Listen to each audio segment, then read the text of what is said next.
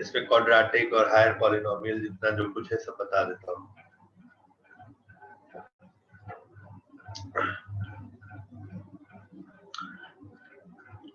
देखो सबसे पहले हम स्टार्ट करते हैं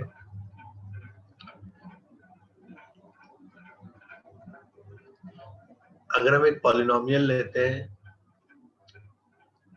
तो वो कुछ इस तरह से होता है, ये हमको सबको पता है।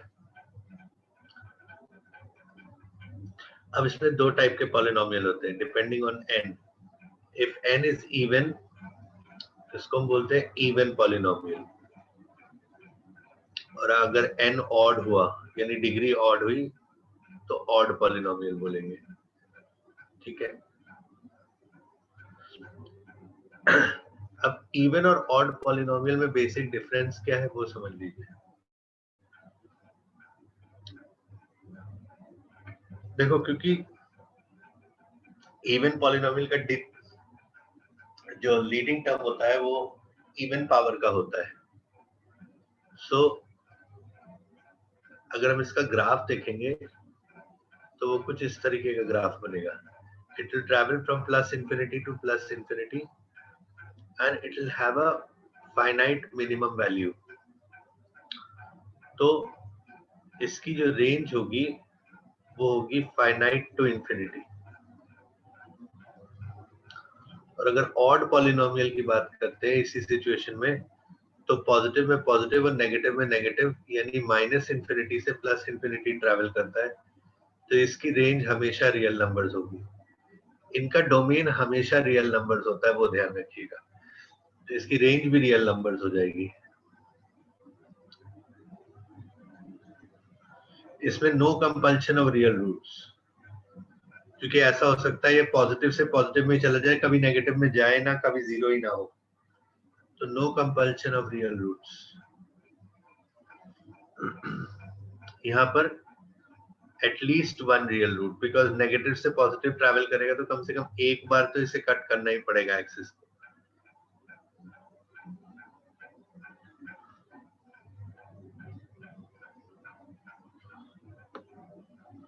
सबसे पहले तो ये दो पॉइंट्स नोट कर लीजिए।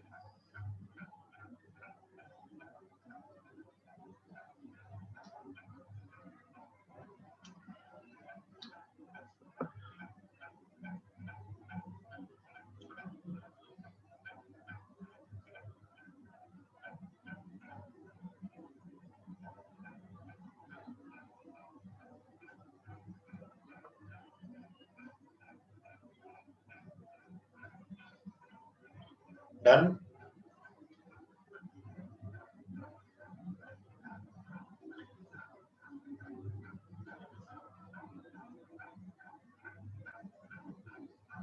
हाँ जी सर, इसमें सेकंड पॉइंट का क्या मतलब है? देखो बेटा, रूट का मतलब होता है जब कर्व एक्सिस को कट करता है। तो अगर हम ये कहते हैं कि एक पॉलिनोमियल है जो इवन डिग्री का है तो वो ऐसे भी जा सकता है, तो इसमें कोई रियल रूट नहीं है, समझ रहे हो। बट अगर हम ऑड डिग्री के पॉलिनोमियल की बात करते हैं तो वर्स्ट केस में ऐसे जाएगा। तो एक बार तो इसको कट करना ही पड़ेगा, क्योंकि ये माइनस इंफिनिटी से प्लस इंफिनिटी ट्रैवल कर रहा है, तो एक बार तो जीरो होना ही पड़ेगा ना इसको। Yes sir. एक रियल रूट होगा ही होगा, बट इवन डिग्री पॉलिनोमियल में ऐसा कोई कंपल्शन नहीं है। Okay sir.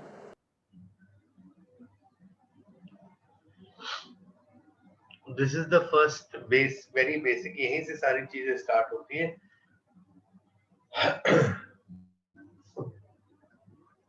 Now next comes, हम एक क्वाड्रेटिक से स्टार्ट करते हैं और क्वाड्रेटिक के सारे कॉन्सेप्ट्स कवर करते हैं, फिर हायर डिग्री पॉलिनोमियल की बातें करते रहेंगे बीच बीच में, उसी में रिलेट कर करके।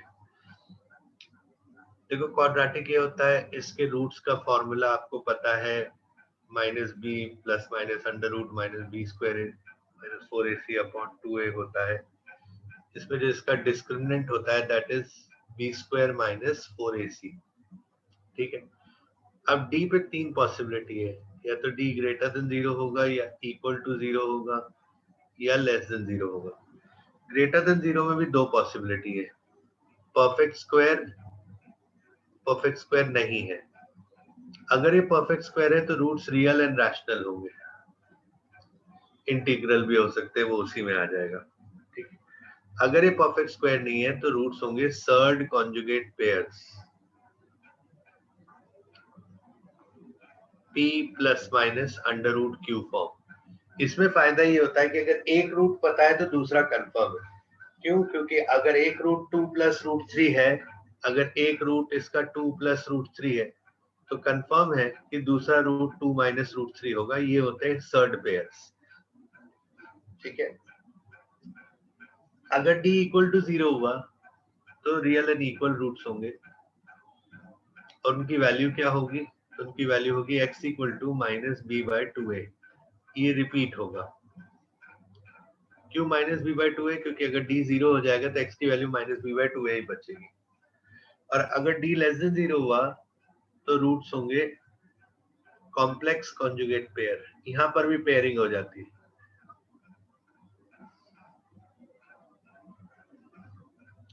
p plus minus iota Q form के। तो दो जगह पेयरिंग पॉसिबल है, अगर d ग्रेटर देन 0 हुआ, परफेक्ट स्क्वायर ना हुआ, और अगर d लेस देन 0 हुआ। नोट करिए, मैं एक सेकंड आया।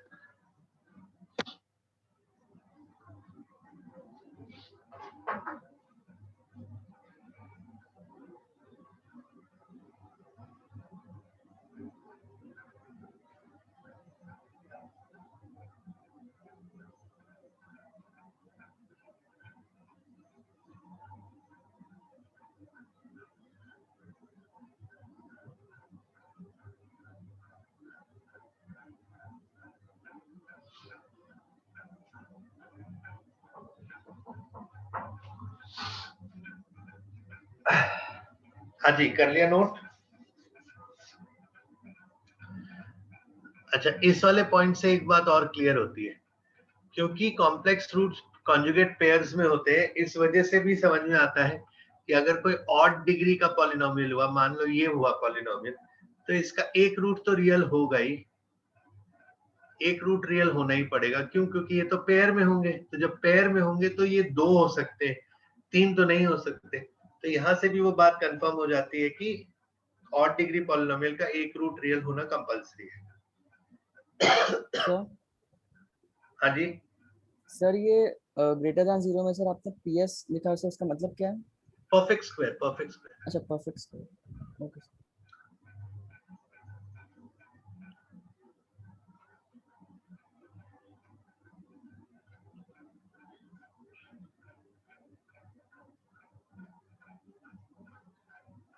Done.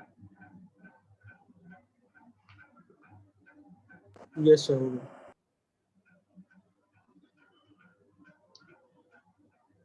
Done sir. Okay. Next is relation between roots and coefficients. देखो क्वाड्रेटिक में तो सिंपल है, अल्फा प्लस बीटा जो होता है वो माइनस बी बाय ए होता है, और अल्फा इंटू बीटा जो होता है वो सी बाय ए होता है। ठीक है, दिस इज फॉर क्वाड्रेटिक। ठीक, हमारे लिए क्वाड्रेटिक इंपॉर्टेंट नहीं है, हमारे लिए हायर डिग्री यहाँ पर इंपॉर्टेंट है। अगर क्यूबिक हुआ तो summation alpha will be minus B by A. Summation alpha मतलब ये alpha plus beta plus gamma, ऐसे। फिर समेशन अल्फा बीटा करेंगे तो प्लस सी बाय ए होगा। समेशन अल्फा बीटा का मतलब होता है alpha beta plus beta gamma plus gamma alpha, मतलब दो दो का प्रोडक्ट लेकर ऐड करना है। और फिर प्रोडक्ट की बात करेंगे तो वो हो जाएगा माइनस डी बाय ए। ऐसे अगर हम बाय क्वाड्रेटिक में जाते हैं, यानी डिग्री 4 में जाते हैं, तो समेशन अल्फा तो माइनस बी बाय ए रहेगा, summation alpha beta will be plus C by, summation alpha beta gamma मतलब टेकन 3 एट अ टाइम का प्रोडक्ट का सम माइनस डी बाय, और चारों का जो प्रोडक्ट होगा alpha beta gamma delta, that will be plus E bye. तो यहीं से हम n डिग्री के लिए जनरलाइज कर सकते हैं। जनरलाइज कैसे करेंगे? सम ऑफ रूट्स जो होगा वो minus of coefficient of x to the power n minus 1 divided by leading term coefficient, यानी x to the power n का कोफिशिएंट। ये तो फिक्स्ड है। ठीक है। बट अगर हम प्रोडक्ट की बात करते हैं और हमारा दो इंटरेस्ट दो ही में होता है, सम और प्रोडक्ट में, तो प्रोडक्ट में देखो यहाँ पर प्लस सी बाय आया, यहाँ माइनस डी बाय आया, यहाँ प्लस ई बाय आया, यानी यहाँ पर क्या हो रहा है, इवन में पॉजिटिव आ रहा है, ऑड में नेगेटिव आ रहा है। तो हम यहाँ लिखेंगे -1 to the power n constant term upon leading term coefficient. So that's how we generalize this idea.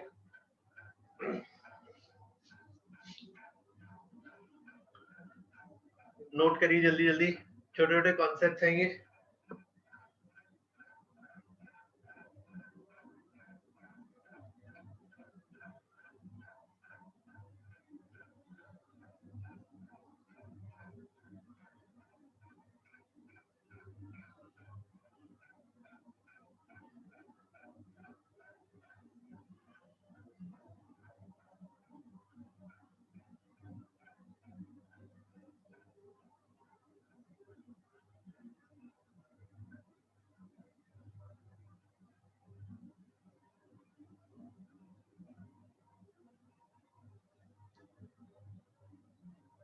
Sir वो x की पावर n-1 लिखा है n डिग्री वाले में।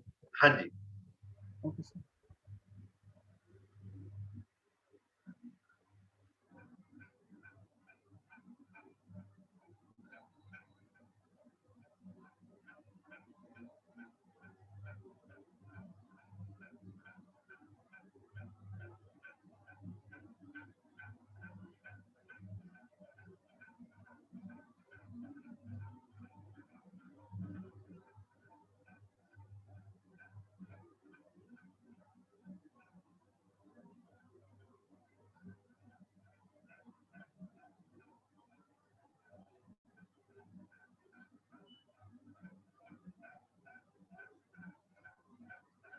सर LTC क्या था? Leading term coefficient, leading term coefficient. Okay sir. Coefficient of x to the power n।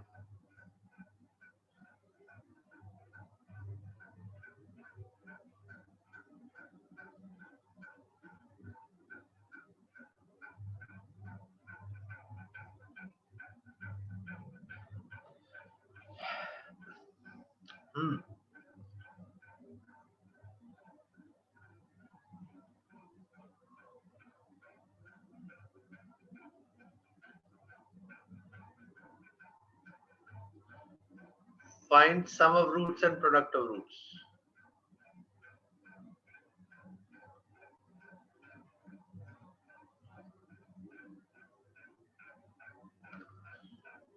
Three x to the power 100 minus 2x to the power 98 plus 4 equal to 0.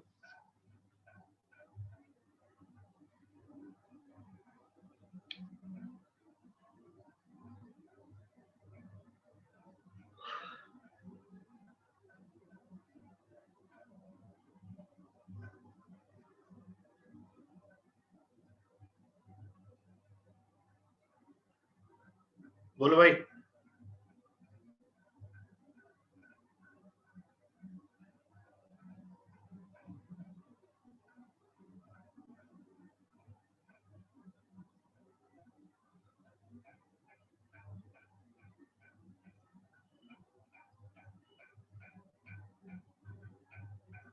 Yes sir. क्या होगा answer? Sir सम 0 product 4/3।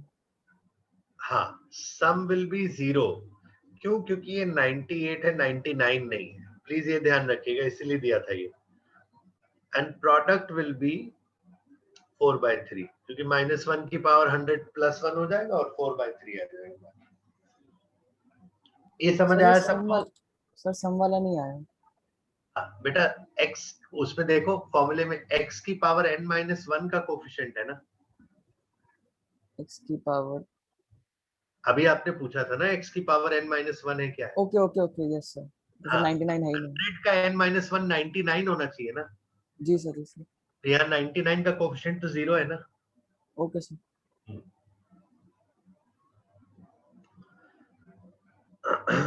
हाँ जी। अच्छा, इसके बाद कुछ ऐसे expressions भी याद रखिएगा, जैसे बोल दिया x square minus 7x plus 3 equal to 0 has roots alpha beta. Find the following. मैं कुछ पॉपुलर एक्सप्रेशन दिखा रहा हूं आपको जिनकी वैल्यू आपको पता होनी चाहिए. अल्फा प्लस बीटा ये तो है ही.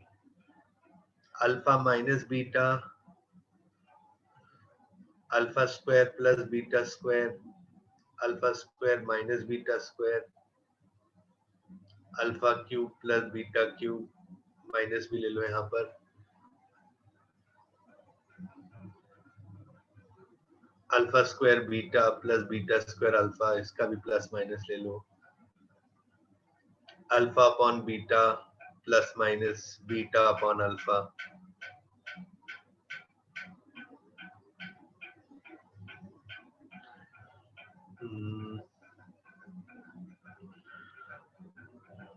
अल्फा 4 प्लस माइनस बीटा 4, 5 तक भी पता हो सकता है, अल्फा 5 प्लस माइनस बीटा 5,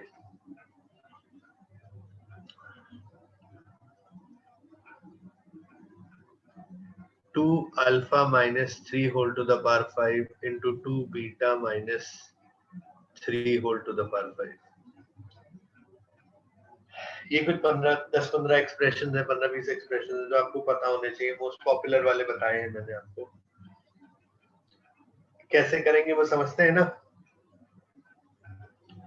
सबसे पहले तो अल्फा प्लस बीटा की वैल्यू, फिर अल्फा इंटू बीटा की वैल्यू, सॉरी प्लस 3 है, फिर अल्फा माइनस बीटा निकालना है तो हम क्या बोलेंगे, alpha minus beta is equal to under root of alpha plus beta whole square minus 4 alpha beta.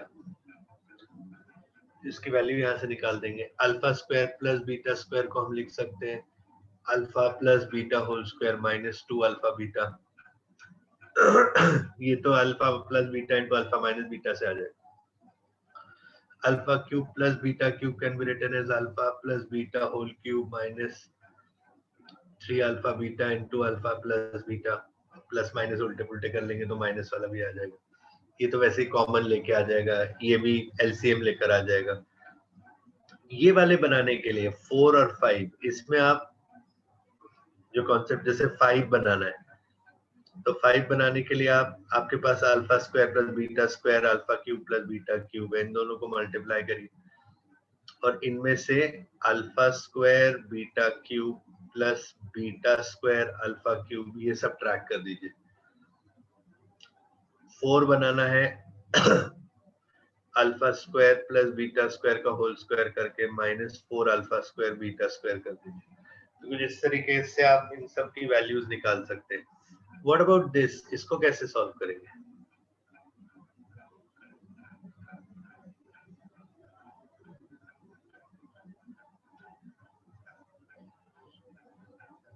इसको पूरे को ना एक ब्रैकेट पे कर लो. 2 alpha minus 3 into 2 beta minus 3 whole to the power 5. अब इस ब्रैकेट को अंदर खोल लो तो अल्फा प्लस बीटा और अल्फा बीटा वाले टर्म्स अलग अलग आ जाएंगे. ये बन जाएगा 4 अल्फा बीटा माइनस 6 तो minus 6 alpha plus beta plus 9 whole to the power 5. ये दोनों वैल्यूज आपको पता है, रख दीजिए यहाँ पर, आंसर आ जाएगा. आएगा 28 minus 18 10 plus 9 19 to the power 5. समझ आया सबको.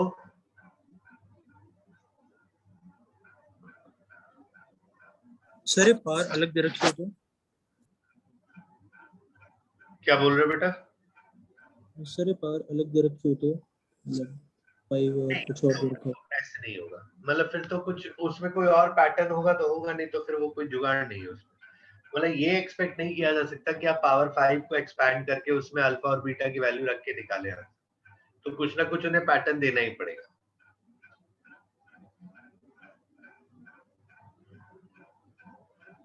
समझ आया. Yes sir. नोट कर लिए सारे. एक सर बार एक मिनट.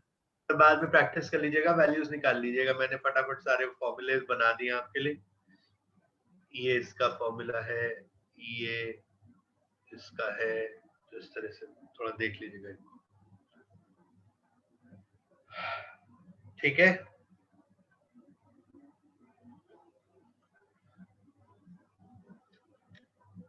अच्छा एक चीज और सर 1 मिनट लिखना होगा।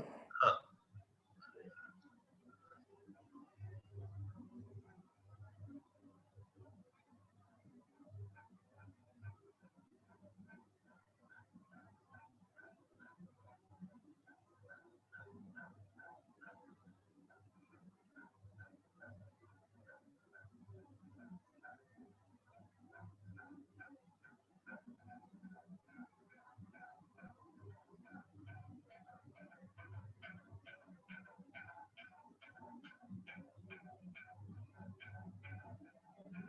Done sir.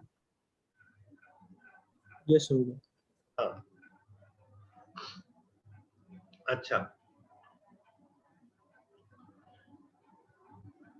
एक चीज याद रखिएगा, मान लो आपको ऐसे इक्वेशन दे दिया x square plus A x plus B equal to 0 as roots alpha beta, ठीक है। आपसे कह रहे then find equations with following convergence.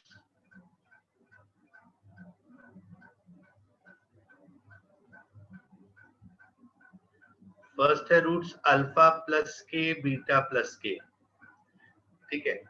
तो अगर ये रूट्स होंगे तो कन्वर्जन क्या होगा वो समझिए। कन्वर्जन विल बी एक्स की जगह आप लिखोगे एक्स माइनस के, ठीक है। मतलब अगर वो 2 ऐड करते हैं तो आप 2 सबट्रैक्ट करोगे और इसी इक्वेशन में x की जगह x माइनस 2 रख दोगे तो वो नई इक्वेशन मिल जाएगी।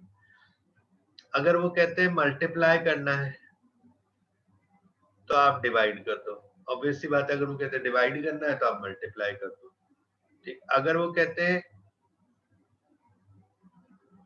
अल्फा की पावर 1/3 कैसे निकालेंगे, तो x की जगह x क्यूब लिख दीजिए। तो अल्फा की पावर 1/n निकालना है तो x की जगह x की पावर n लिख दीजिए, ठीक है।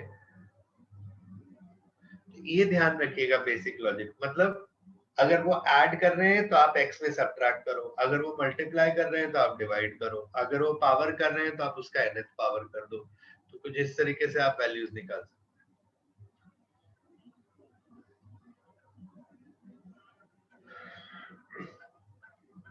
रिवर्स इफेक्ट करना है बिल्कुल। सर फिर इनको उसमें डाल के इक्वेशन में डाल के बस वो आ जाएगी। जैसे मान लो इसी में बोल देते हैं find equation of roots are alpha square and beta square. अगर वो कहते हैं alpha square and beta square तो हम x की जगह रूट x रख देते हैं, तो इक्वेशन बन जाती x plus A root x plus B equal to 0। अब उसके बाद हम इसको लिखते हैं x plus B is equal to minus A root x और स्क्वायरिंग कर देते, तो x square plus B square plus 2bx is equal to A square x. तो ये सब इधर आ जाएगा, तो x square plus 2b minus A square into x plus B square equal to 0। इस तरह से अब इसके अगर रूट्स देखोगे तो वो अल्फा स्क्वायर और बीटा स्क्वायर होंगे। समझ आया? Yes sir. अगर वो बोलते हैं अल्फा माइनस 2 बीटा माइनस 2 चाहिए कहते हैं equation of roots are alpha minus 2 and beta minus 2, तो हम x की जगह सीधा x प्लस 2 का whole square plus a into x plus 2 plus B equal to 0, तो नई इक्वेशन जो भी बनती वो हमारा आंसर।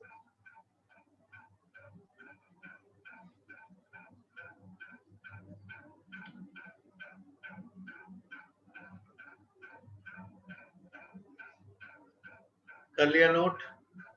सर वो x square plus A x plus B है हाँ इक्वेशन।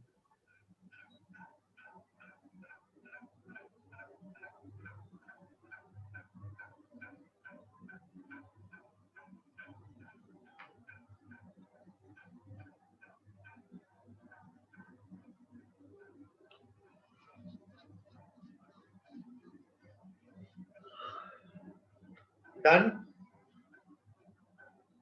Yes Yes, sir.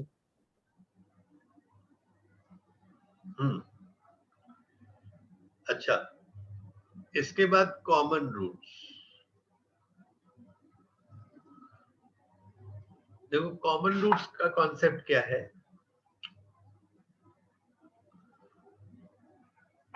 अगर मान लो हम इक्वेशन एक ये लेते हैं और एक इक्वेशन ये लेते हैं, तो कोई इन दोनों को सॉल्व कर दे तो ये आ जाएगा -2x + 2 = 0, x = 1। और अगर आप देखो तो इसके रूट्स 1 और 4 है और इसके रूट्स 1 और 2 है, तो इसका जो कॉमन रूट है वही हमारा सोल्यूशन है। ठीक है, this works when there is one root common. Okay, अगर बोथ रूट्स कॉमन हुए तो बोथ रूट्स कॉमन होने का मतलब पता है क्या है, एक ही इक्वेशन है। मतलब जैसे ऐसी इक्वेशन है x² + 2x + 1 = 0 और दूसरी इक्वेशन है 2x² + 4x + 2 = 0। क्योंकि दोनों रूट कॉमन होने का मतलब बेटा ये है, ये दो पैराबोला ऐसे बने, बेसिकली सिर्फ इनमें मल्टीपल का फर्क है क्योंकि रूट्स तो सेम ही है। ठीक है, तो मल्टीप्लायर का अंतर है। तो इस केस में अगर बोथ रूट्स कॉमन होंगे तो हमारे जो दो क्वाड्रेटिक होंगे उनके कोफिशिएंट्स का रेशियो कांस्टेंट होगा। a1/a2 = b1/b2 = c1/c2। ठीक है, इसमें जो ट्रिक क्वेश्चन बनता है वो क्या बनता है वो समझिए। अब मान लो एक इक्वेशन दे दी x² + 2x + 3 = 0 और एक इक्वेशन दे दी ax² + bx + c = 0। बोला इनमें एक रूट कॉमन है, तो a/b/c बताओ। ये बोल दिया पहले से, एक रूट कॉमन है, फाइंड a/b/c। ठीक है, नाउ ट्राई एंड अंडरस्टैंड, इस इक्वेशन का d < 0 है, इसका मतलब इसके रूट्स पेयर में है, कॉन्जुगेट पेयर में। अगर इसके रूट कॉन्जुगेट पेयर में है तो दैट मींस इसके भी रूट्स वैसे ही पेयर में होंगे। दैट मींस ये वन रूट कॉमन बोल रहा है, but since d < 0 this implies both roots are common. बुद्धू बना रहे हैं आपको। तो it is both roots common, यानी a/b/c will be 1/2/3 जैसे कि पहली वाली इक्वेशन में है। समझ आया? Yes, sir. सर ये वाला समझ नहीं आया सर। बेटा आपने एक इक्वेशन ली, उसके दोनों रूट इमेजिनरी है, कॉम्प्लेक्स पेयर है। तो अगर बेटा उसका एक कॉमन रूट वाला पार्टनर होगा तो उनके भी तो वही पेयर बनेंगे ना, उसके थोड़ी ना अलग पेयर बन जाएंगे। समझे कि नहीं? सर जैसे आयोटा वाला पार्ट। हाँ, कॉम्प्लेक्स, भाई समझे नहीं, कॉम्प्लेक्स कॉन्जुगेट पेयर है। Yes sir. पहले वाले के कॉम्प्लेक्स पेयर है कि नहीं? है सर। क्या आएंगे रूट्स बताओ जरा इसके। x = क्या आएगा, -2 ± √b² 4 और -12 -8 अपॉन 2, d यानी आ रहा है सर -8। हाँ, √8 अपॉन 2 यानी कितना हो गया, -1 ± √2 आयोटा। ये आए ना? जी सर। अब बेटा एक बात बताओ, अगर दूसरी वाली इक्वेशन का इसका एक रूट कॉमन है तो दूसरा वाला भी तो कॉमन ही होगा क्योंकि वो तो पेयर में ही होते हैं। ओह यस सर, हाँ इक्वल हो जाएंगे सर। हाँ, तो सेम हो जाएंगे ना। तो जब सेम हो जाएंगे तो d < 0 होने से बोथ रूट्स कॉमन हो जाएंगे। क्वेश्चन में एक रूट कॉमन लिखा है बट एक्चुअली दोनों रूट कॉमन होंगे। Got it sir. Yes sir. Note कर लिया सबने? Sir, एक मिनट।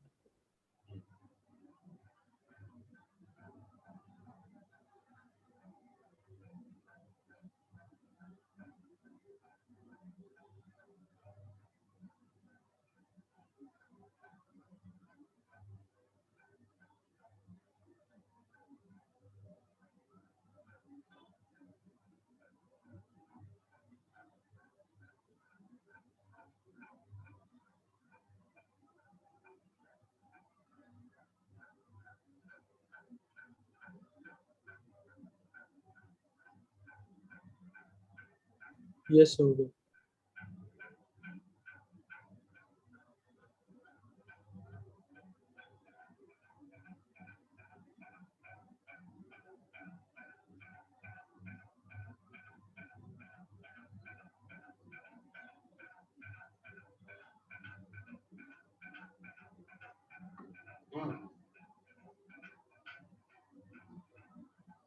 ओके, ये तो हो गया हमारा कॉमन रूट्स का कॉन्सेप्ट। ठीक,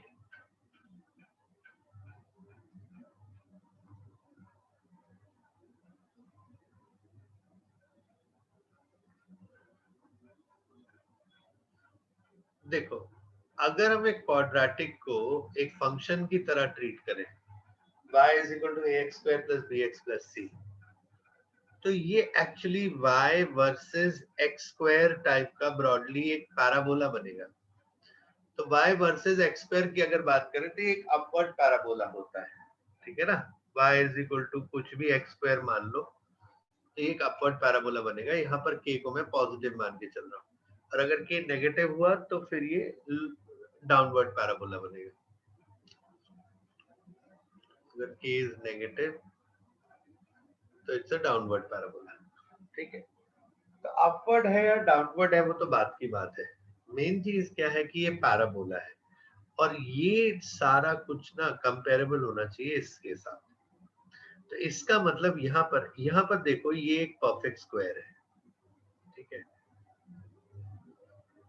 किसी चीज का स्क्वायर है सीधा सीधा, पर यहाँ पर ये स्क्वायर नहीं है, यहाँ पर ये स्क्वायर के साथ दूसरे टर्म्स भी है।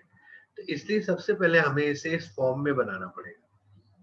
तो इसके लिए क्या करेंगे, हम इन दोनों टर्म से हमने एक्स स्क्वायर और b बाई एक्स ले लिया, और परफेक्ट स्क्वायर बनाने के लिए इस x के कोफिशिएंट का हाफ करके स्क्वायर कर देंगे और ऐड सब्ट्रैक्ट कर देंगे, और प्लस c बाहर लिखा रहने दो।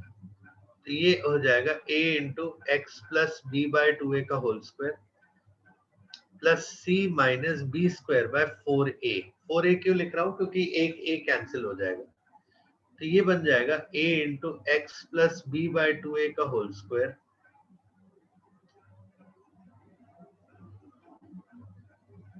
minus d by 4a. So we can write y plus d by 4a को b square minus 4ac बना था, उसको ऐसे लिख दिया है into x plus b by 2a का होल स्क्वायर। तो ये ऐसा बन गया y is equal to a into x square, ऐसा बन गया। This is our parabola। अब फर्क क्या है, ये भी ऐसा ही होगा, बस इसका जो वर्टेक्स होगा वो क्या होगा, इसका वर्टेक्स शिफ्टेड होगा। क्यों, क्योंकि ये कैपिटल एक्स और कैपिटल वाई है। कैपिटल एक्स की वैल्यू ये है, कैपिटल वाई की वैल्यू, सॉरी कैपिटल एक्स ये है, कैपिटल वाई ये है। तो अगर हम स्मॉल एक्स और स्मॉल वाई में, यानी नॉर्मल जैसे हमारे एक्स और वाई जो कोऑर्डिनेट सिस्टम के होते हैं उसमें देखेंगे, तो इसका vertex will be minus B by 2a minus D by 4a। पहले यहाँ तक नोट करिए, फिर वर्टेक्स की इंपॉर्टेंस बताता हूँ।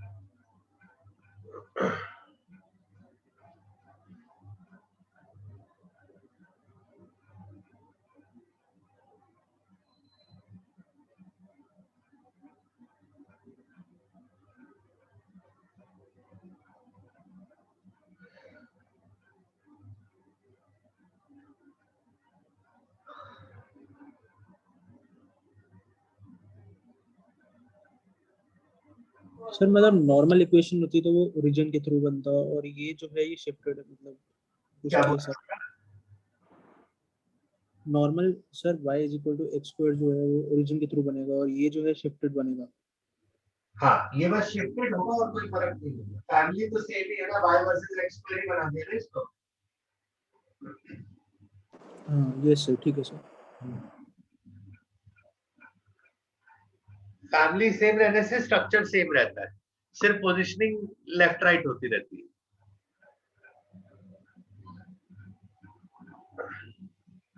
यस अच्छा, सर। इस वर्टेक्स की इंपॉर्टेंस देख लीजिए।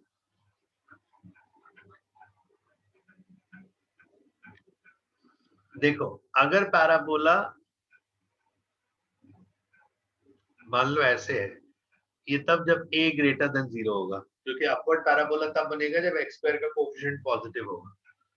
उस केस में जो वर्टेक्स का x है -b/2a वो इसका मिनिमा है, और इसका जो y है दैट इज -d/4a वो इसकी मिनिमम वैल्यू है, क्योंकि इनपुट है वो x और y आउटपुट है। और अगर इस फंक्शन की रेंज की बात करेंगे तो सीधा सीधा होगी -d/4a टू इंफिनिटी। ठीक है, यहीं पर अगर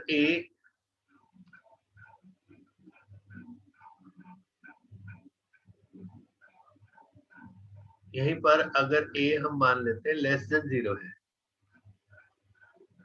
तो यही जो पैराबोला हम बना रहे हैं ऐसा उल्टा सा बनेगा, तब वर्टेक्स यहाँ पर होगा b इसका। तो सेम ही रहेगा सब कुछ, बट सिर्फ ये चेंज हो जाएगा कि ये हो जाएगा मैक्सिमा, और y जो आपका -d/4 है वो इसकी मैक्स वैल्यू हो जाएगी, और जो रेंज होगी इसकी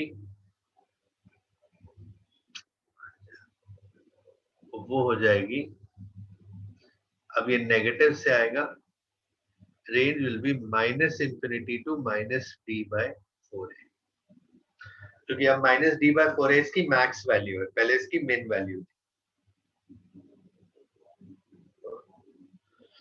नोट करो।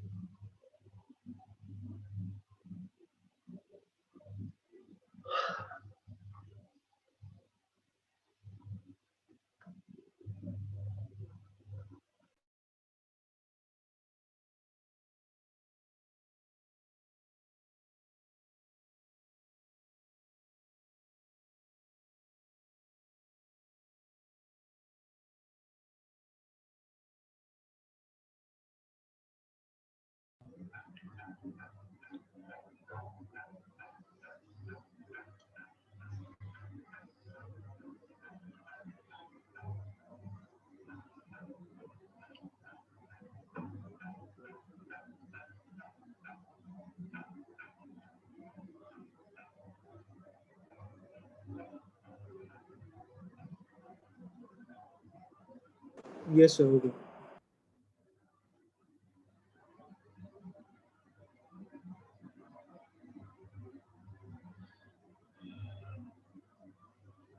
डन।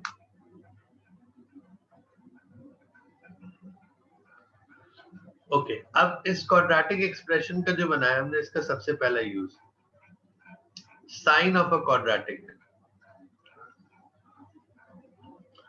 देखो,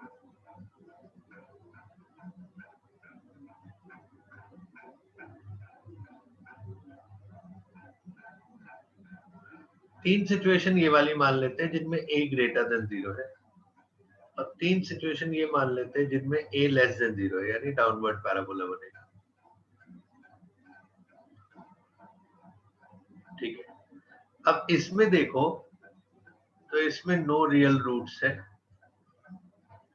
यानी इसका d लेस देन 0 है, इसमें वन रियल रूट है, d इक्वल टू 0 है, इसमें टू रियल रूट्स है तो d ग्रेटर देन 0 है। यहाँ पर भी सेम है, d less than 0, d equal to 0, d greater than 0। ठीक है, अब यहाँ पे पहली बात, अ मोस्ट इंपॉर्टेंट कॉन्सेप्ट,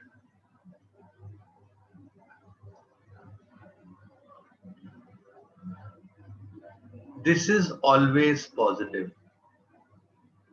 अगर कोई क्वाड्रेटिक एक्सप्रेशन ऑलवेज पॉजिटिव होगा तो वो तब होगा जब उसका a ग्रेटर देन 0 होगा, and more importantly which you have to remember is इसका d लेस देन 0 होगा।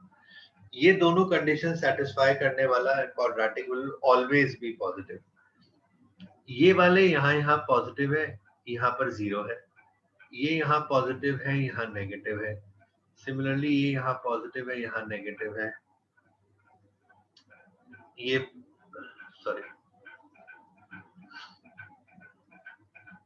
नेगेटिव नेगेटिव और 0, और ये again always negative. Although this is also not so important. जो मेन चीज आपको यहाँ पर ध्यान रखनी है वो ये वाला कॉन्सेप्ट है कि always positive quadratic expression will always have d less than 0 and a greater than 0. Note करिए इसको. सर हाँ जी बोलो. सर इसमें a ग्रेटर देन 0 में सर पॉजिटिव साइड पैराबोला बन रहा है वो भी अपवर्ड, और सर a लेस देन 0 में डाउनवर्ड पैराबोला बन रहा है और नेगेटिव साइड पे, सर ऐसा क्यों हो रहा है? नहीं, नेगेटिव का मैंने तो तीनों चीजें बनाई है ना भाई. देखो, डाउनवर्ड पैराबोला आएगा माइनस इंफिनिटी से, जाएगा माइनस इंफिनिटी पे, तो अल्टीमेटली तो वो minus infinity to minus infinity travel करेगा ना. ऊपर एक फाइनाइट हाँ वैल्यू लेगा बट जाएगा तो नीचे ही ना. नहीं सर, मतलब सर ये a की वैल्यू पे कैसे डिपेंड कर रहा है? मैं ए की वैल्यू पे कैसे डिपेंड कर रहा है? अगर आप y इज हाँ इक्वल सर कि टू जस्ट x स्क्वायर का ग्राफ a बनाते ग्रेटर हो, देन 0 पे। माइनस 2x स्क्वायर का ग्राफ बनाते हो, तो 2x स्क्वायर ऐसा बनेगा, माइनस 2x स्क्वायर ऐसा बनेगा, नहीं बनेगा. यस समझे कि नहीं? हाँ सर आ गया समझ। सर ये जो बीच में मतलब दो साइड पॉजिटिव ये नीचे नेगेटिव, इसका क्या मतलब है? इसका मतलब है रियल रूट का एग्जिस्टेंस, क्योंकि जब साइन का चेंज होगा इसका मतलब रूट एग्जिस्ट करेगा. ये देखो ना, रियल रूट एग्जिस्ट कर रहे हैं ना इनके. एक दो भाई, रूट का मतलब क्या होता है? एक्सिस को क्रॉस करना. जब एक्सिस को जहां पे क्रॉस करेगा तो साइन चेंज होगा ही ना. Yes sir.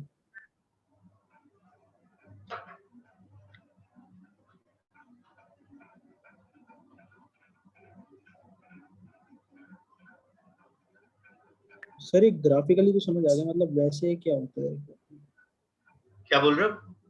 वो सर ग्राफिकली तो समझ आ गया, लेकिन मतलब वैसे क्या है ये? हाँ, इसकी इंपॉर्टेंस बताता हूँ. ग्राफ बना लिए सारे? सर एक मिनट.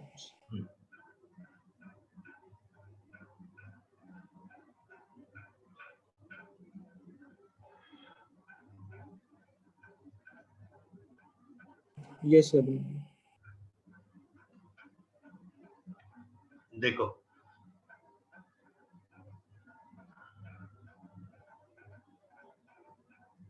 आपको दो एक्सप्रेशन दे रहा हूं, इसको भी सॉल्व करना है और इसको भी सॉल्व करना है. X square plus A x plus 4 greater than 0. अब बात समझो, जो पहला वाला सॉल्व करेंगे ना, वो एक्चुअली आप x के लिए सॉल्व करेंगे, क्योंकि उन्होंने आपको ऑलरेडी पूरा एक्सप्रेशन दे दिया, बोला ये कहां पॉजिटिव होगा. तो आप क्या करोगे? अगर आप पहले वाले का सोल्यूशन बनाओगे तो आप सीधा सीधा क्या करोगे, इसको फैक्टराइज कर लो. ठीक है. और जैसे कि मैंने बताया, तो इसका एक -4 पे एक -1 पे रूट है. ठीक है. यहाँ प्लस है, यहाँ माइनस है, यहाँ प्लस है. तो अगर इसका ग्रेटर देन 0 बताना है तो बोलोगे x belongs to minus infinity to -4 union -1 to infinity. ठीक है ना, क्योंकि पैराबोला ऐसा बनेगा ना. बट अगर आप इसको सॉल्व करोगे तो यहां पर ये बोल रहे हैं एक्चुअली ऑलवेज पॉजिटिव. ये पूछ नहीं रहे, ये बता रहे हैं. तो आपको एक्चुअली यहाँ पर क्वेश्चन जो दिया है वो सॉल्व फॉर ए का दिया है कि ऑलवेज पॉजिटिव होने के लिए ए क्या होगा. तो अब ये जो ए फाइंड करना है आपको, इसके लिए आप क्या करोगे? सबसे पहले आप ये देखो कि इसका एक्स स्क्वायर का कोएफिशिएंट 1 है, यानी अपवर्ड पैराबोला है. तो अब सिर्फ आपको डी बनाना है. तो डी क्या होगा? ए स्क्वायर माइनस 16, और डी को लेस देन 0 होना पड़ेगा, यानी a minus 4 into a plus 4 has to be less than 0. तो -4 से 4 plus minus plus, a belongs to -4 to 4. तो जब a -4 to 4 होगा तो ये expression will be always positive. You understand the difference?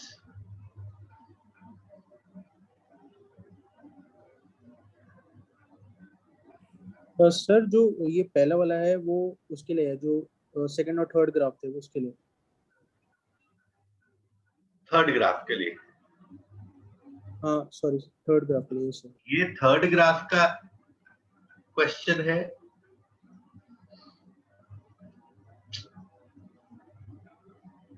ये थर्ड ग्राफ का क्वेश्चन है, ये फर्स्ट ग्राफ का क्वेश्चन.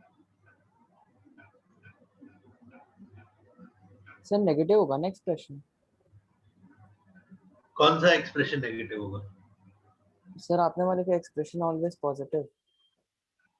हाँ, ऑलवेज पॉजिटिव ही तो है ना, ये अपवर्ड पैराबोला है ना, ये वाला बनेगा।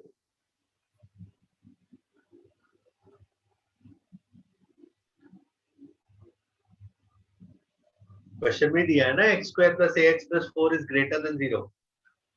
ओके, अच्छा सर मुझे एक्सप्रेशन लगा वो a minus 4 a plus 4।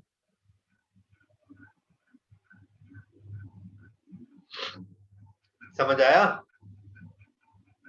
Yes sir. Yes sir.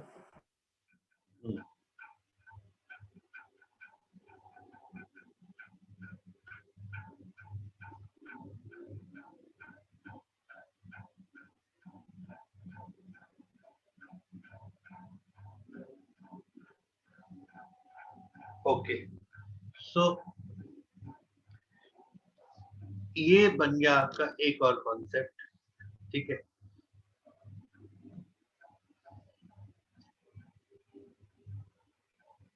इसके बाद आता है पोजीशन ऑफ रूट्स। अब ये भी एक बहुत स्पेसिफिक कॉन्सेप्ट है। अब इसमें 6 केसेस है। सबसे पहला केस है, यहाँ पर हम मान लेते हैं हम क्वाड्रेटिक जो ले रहे हैं वो एज अ फंक्शन ले रहे हैं fx equal to ax square plus bx plus c, ठीक है। अब इसमें इसके रूट्स मान लो अल्फा और बीटा, तो उनपे क्या स्पेसिफिक लोकेशन के लिए, स्पेसिफिक पोजीशन के लिए कॉन्सेप्ट बन सकता है? पहला, both roots greater than any number k, ठीक है। मतलब क्या है, मान लो ये क्वाड्रेटिक है, इसके रूट अल्फा और बीटा होने चाहिए और वो किसी नंबर k से बड़े होने चाहिए, तो k यहाँ पे कहीं भी इधर लेफ्ट में इनके बैठा हो। तो इसके लिए सेट ऑफ कंडीशंस क्या बनेगी वो देखिए। पहली कंडीशन बनेगी f of k is greater, sorry पहली कंडीशन तो d वाली बता, पहली कंडीशन बनेगी d greater than equal to 0, क्योंकि रियल रूट्स नहीं होंगे तो रियल नंबर से बड़े छोटे नहीं हो सकते। सेकंड, f ऑफ k जो होगा वो ग्रेटर देन 0 होगा। f ऑफ k मतलब ये जो यहाँ पर पॉइंट रिफ्लेक्ट होगा x इक्वल टू k के लिए, उसका आउटपुट। तीसरी बात, k की वैल्यू जो होगी वो माइनस बी बाई टू से कम होगी, क्योंकि माइनस बी बाई टू यहाँ पर होगा, ठीक है। ऐसे ही सेकंड होगा, both roots let's say less than k। इसका मतलब अब k जो है वो फ्लिप होके यहाँ पर चला जाएगा, तो इसके फ्लिप होने से कुछ होना नहीं है। पहला तो d greater than equal to 0 रहेगा ही, सेकंड f ऑफ k भी ग्रेटर देन 0 रहेगा क्योंकि अभी भी ये बाहर है। बट तीसरी बात है, k will now be greater than minus B by two है, बस ये चेंज हो जाएगा क्योंकि माइनस बी बाई टू है यहाँ बैठा। नोट करो। सर ये फर्स्ट वाला बता दो। देखो, पहली बात ये है कि अल्फा और बीटा को अगर k से बड़ा होना है तो रियल नंबर होना पड़ेगा। भाई रियल नंबर ही रियल नंबर से बड़ा छोटा होगा, यस सर। तो d greater than equal to 0 होना पड़ेगा। हाँ यस सर। दूसरी बात, अगर फंक्शन में x की जगह एक इनपुट रखेंगे k, तो उसका एक आउटपुट मिलेगा, तो आउटपुट वही मिलेगा ना जहां पे कर्व ऊपर होगा। तो f ऑफ k कैसा है? अगर ये x एक्सिस है तो f ऑफ k कैसा है? पॉजिटिव नहीं? सर ऊपर होगा मतलब क्या? हाँ सर ऊपर होगा मतलब क्या बोला? बेटा, जो x की वैल्यू अगर k रखोगे तो जो आउटपुट मिलेगा वो वही तो मिलेगा जहां फंक्शन का कर्व होगा। हाँ यस सर। तो k के कॉरेस्पॉन्डिंग फंक्शन का कर्व कहाँ है? इस पॉइंट पर है ना। Yes sir. तो f ऑफ k कैसा है? पॉजिटिव है कि नहीं? यस सर ठीक है सर। ठीक है। और तीसरी चीज, x एक्सिस पर जो वर्टेक्स का x होगा माइनस बी बाई टू है, वो k से बड़ा होगा कि नहीं? क्योंकि k तो इधर है ना पीछे। Yes sir. सिमिलरली यहाँ पर चलेंगे, यहाँ पर बस ये उल्टा हो जाएगा क्योंकि माइनस बी बाई टू जो है वो k के पीछे होगा। यस सर आगे सर। थर्ड केस लिखो।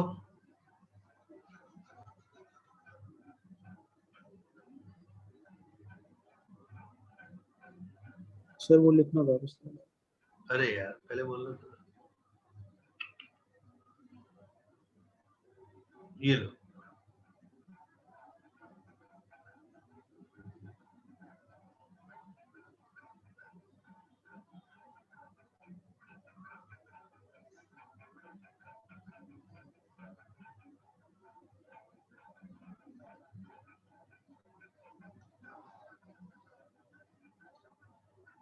Done. Yes sir.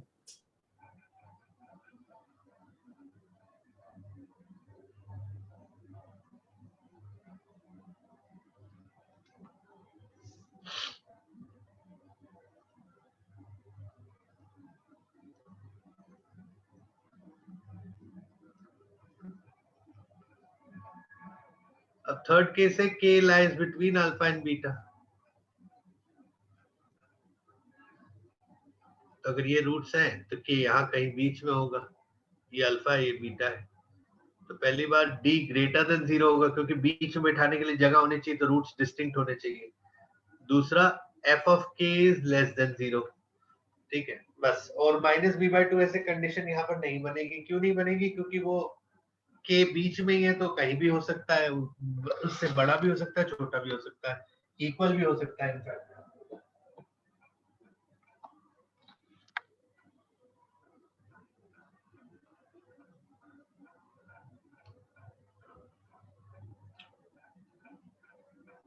Next,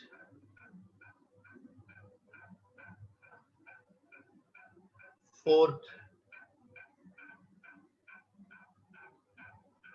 exactly one root in k1 to k2। मतलब अब एक इंटरवल में मान लो ये k1 है और ये k2 है, और एग्जैक्टली एक रूट अल्फा इस इंटरवल में आता है, बीटा बाहर होगा इस इंटरवल से। तो इसके लिए कंडीशंस क्या होंगी? पहला, d has to be greater than 0। Why d has to be greater than 0? क्योंकि एक ही रूट चाहिए बीच में, तो रूट्स डिस्टिंक्ट होने चाहिए। Second, f of k1 into f of k2 less than 0। क्यों लेस देन 0? क्योंकि f of k1 जो है वो पॉजिटिव है और f of k2 नेगेटिव है।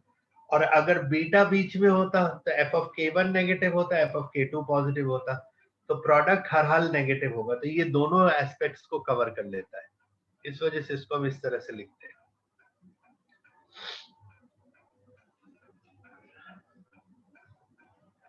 फिफ्थ केस लिखिए,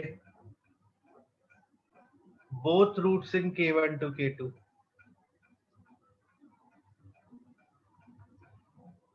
थ्योरी लिखा दूं फिर एप्लीकेशन भी बताऊंगा। यहाँ पर k1 ले लो, यहाँ k2 ले लो, अल्फा बीटा दोनों बीच में है इनके। तो पहली चीज, d greater than equal to 0 अब चलेगा, कोई दिक्कत नहीं, क्योंकि दोनों रूट्स बीच में ही है, तो सेम भी हो सकते हैं। f ऑफ k1 को ग्रेटर देन 0 होना पड़ेगा, f ऑफ k2 को भी ग्रेटर देन 0 होना पड़ेगा। फोर्थ, k1 जो है वो -b/2a से छोटा है और k2 -b/2a से बड़ा है।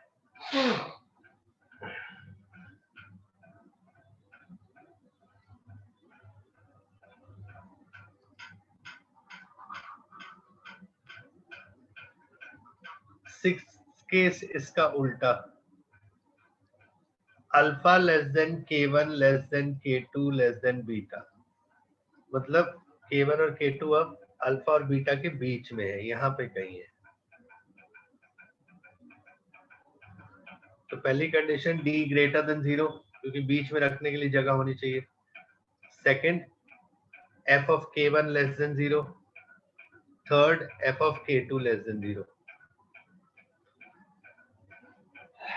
ये नोट कर लीजिए 6 सेट्स।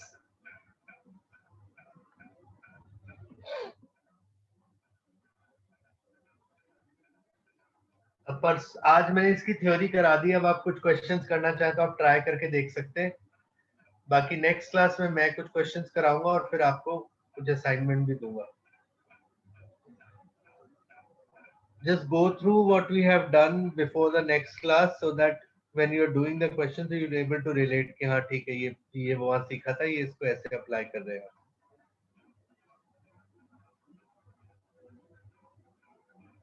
ठीक है जी. Yes sir. सर हम क्वेश्चंस कहाँ से कर सकते हैं मतलब? मैं कुछ भेज देता हूँ वहाँ से असाइनमेंट ट्राई कर लेना. Okay sir. ठीक है. Okay bye. Thank you sir. Thank you sir. You bye.